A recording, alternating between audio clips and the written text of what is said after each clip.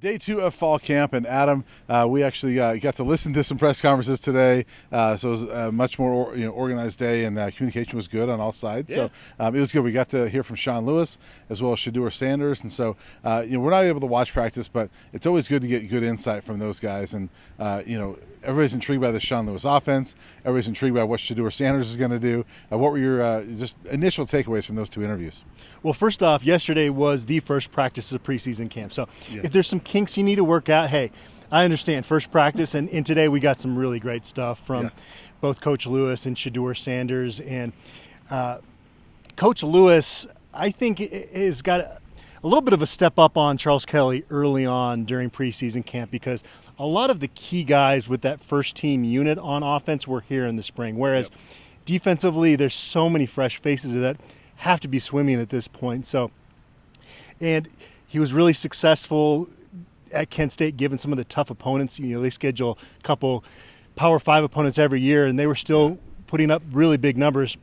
I mean, he's got to really enjoy some of these film sessions, and there's a lot that they have to fix, don't get me wrong, but some of the playmakers, and just seeing Jimmy Horn Jr. from the video out of practice one, and I mean, it's got to be fun to coach some of those guys. Yeah, and at running back, I know that the passing part of that offense gets a lot of attention, but the running back room, I think, is really impressive too. We talked about it as well. It's going to be a lot of fun to see those guys. I mean, you go 4 or 5 deep, or maybe 6 deep on that running back group. And another advantage I think he has is Shedeur Sanders. And, this is a guy that, has played a ton of football now, grew up with a Hall of Fame father.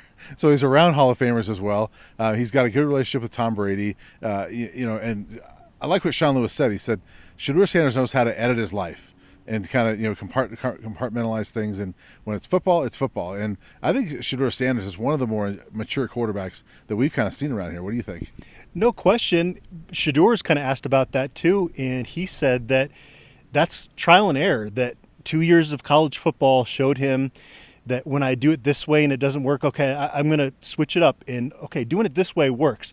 And that's the benefit of being a junior in the program, which leads me to what happens if Shedeur gets hurt. And that I think is everybody's biggest concern in terms of the Colorado fans out there. I guess you can't really go through life worrying about everything, but that is one thing with this football team, that they got to keep him healthy. Now, Shedeur said that offensive line makes him feel well protected. That's a very big group, so that's important, but that's why there is no substitute for experience, because Shedeur Sanders has gotten those reps, and he is now a more polished version. But he was pretty good from day one at Jackson State, obviously. So I don't know what to expect out of Ryan Staub. Talking with Sean Lewis, it sounds like there is a pretty big gap between Ryan Staub and those other guys because of those spring reps. But this is a long camp, and Gavin Cold is somebody that Coach Lewis talked about, him being in the college game a little bit, and that experience has showed a little bit here early on camp, but still he's learning the system. So it's going to be tough for all those quarterbacks not named Shedeur in terms of getting the grasp on things, which Shedeur said he's about 80%. So I don't know if I'd want to know the percentage for those other guys, and that's no fault to them. It's just simply they haven't had the time. Yeah. Well, if I am Colorado and I'm Sean Lewis, I like having Shedeur being that guy as long as he's healthy, like you said. And Gavin Cold, walk-on that just committed a few weeks ago. So, a lot of newness in that quarterback room.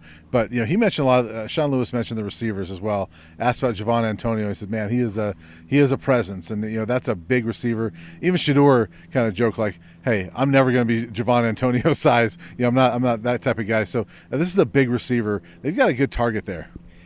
If I'm a Colorado fan, Javon Antonio might be growing in terms of the players that I'm most excited about on this football team. Yeah. There's a couple of clips out there just watching him block out there in the flat and in downfield. I mean, that is a huge weapon, and it's kind of, I think, what they wanted Seydou Traore to be, but it just was not a natural fit. So they readjust and said, well, we can have a receiver fit that need, and Javon Antonio coming up a level after having a lot of production at a lower level.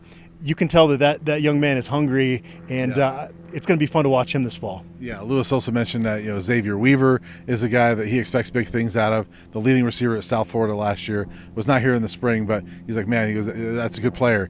Jimmy Horn, obviously we know his speed. You've mentioned him. So that receiver group, we haven't even talked about Travis Hunter, right? So that receiver group is very intriguing.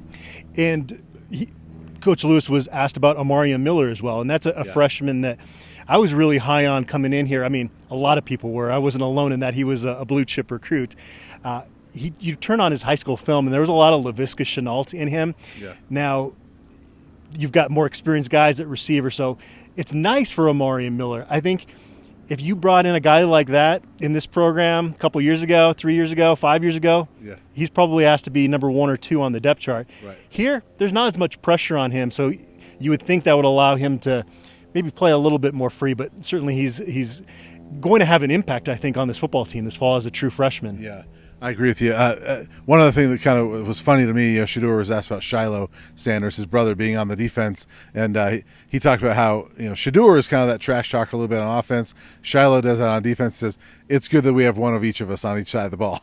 Well, it's good that Shedeur kind of broke down that team chemistry is not us holding hands and singing Kumbaya. Sometimes it is being in the locker room talking junk, because that goes back to this coaching staff and what they've been trying to instill in this program from day one. And it's competition. And that type of locker room dynamic kind of breeds that. Now, you get to September 2nd, then that's a little bit different. And now the focus shifts and we're one unit. But it was kind of fun, Shedeur talking about just, hey, team chemistry can be us talking trash to each other. Yeah. And speaking of chemistry, by the way, when we were at Pac-12 Media Day, I asked Shedeur that, and he said, look, I don't know anything other than being kind of a close-knit team. That's just kind of the way things happen. It comes together. And so, that's been one of the question marks by a lot of people. I get asked that. I'm curious about how is this going to come together.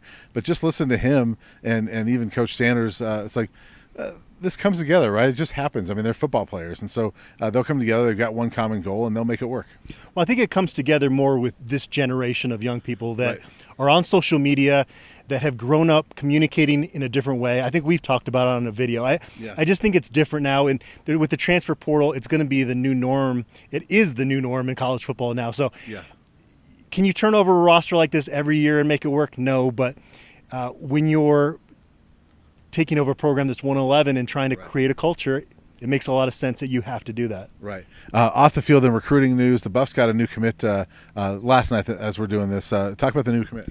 Yeah, got a Wilder out of Florida. He is the second guy from Venice High School in Florida to commit to Colorado this summer. His teammate, Zy Carl Lewis, is a 2024 receiver that's on board already. They didn't get Charles Lester, at least not yet. He's a big-time cornerback recruit that visited Colorado a couple times, committed to Florida State.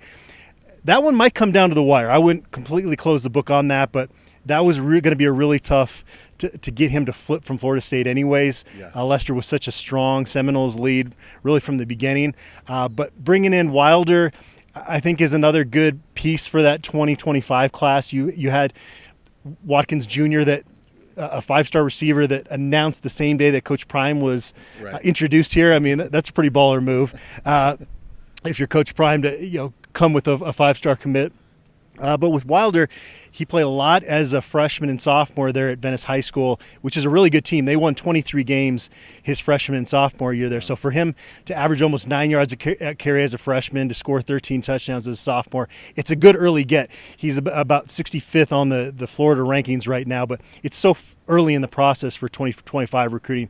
He could end up being a higher ranked recruit when all is said and done. And he had some other Big 12 offers out there. We got to talk about that now instead of the other Pac-12 offers, right?